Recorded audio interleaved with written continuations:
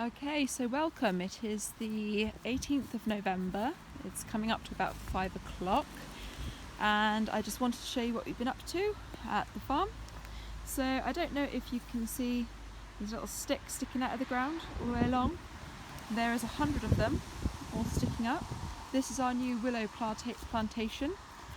So yes, they have been planted very close together, but after only a couple of years they will be cut down and used for firewood. So each year we'll coppice them, so we can manage having them close together. We've also been working on the polytunnel. So as you can see, we've been building some beds to weigh down our polytunnel frame. Right over. As you can see, it's completely fixed in place, it can't be lifted, and we have built these lovely raised beds all the way along.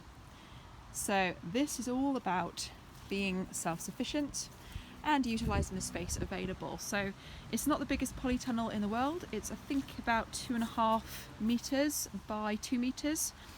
So what we've done, we've created 2 beds, and as you may be able to see, they're not exactly the same. One's very low and one's much higher with a slant. Now the reason we've done this, from this direction, the sun will hit from the south, and so this bed will get an even amount of sunshine throughout the growing period. Whereas this one, if we put it flat, we wouldn't get an equal amount of light to all of the seedlings. So by angling the bed and creating a lot more humus, creating a deeper soil range for these plants, we hope to increase the yield on this side.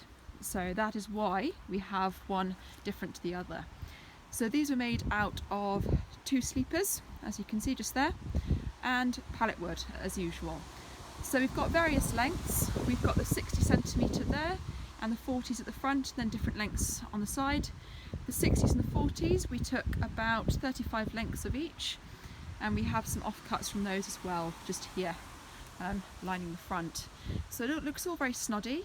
We did make a bit of a mistake on this corner, but what we're going to do is put some weed suppression material in here, make sure that it is fully breathable and allows water to go through and permeate.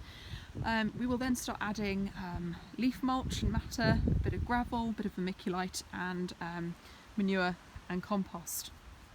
And we've also chosen to keep our polytunnels up on the top because of our compost heaps being here.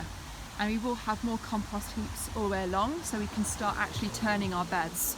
To make good compost, what you should do is have 1 to 3 compost beds and routinely turn the compost. So every bit gets aerated and it will help to break down the compost quicker. At the moment we haven't really had the time to do that, so what we have done, we've created quite an anaerobic environment in here, added a lot of compost starter, and it seems to be doing the trick. As you can see right there, we've already got some good compost forming. But from next year we will have more compost heaps and we will start doing it correctly.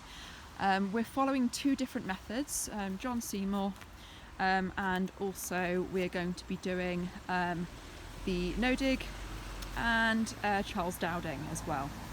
Anyway, that's it for now.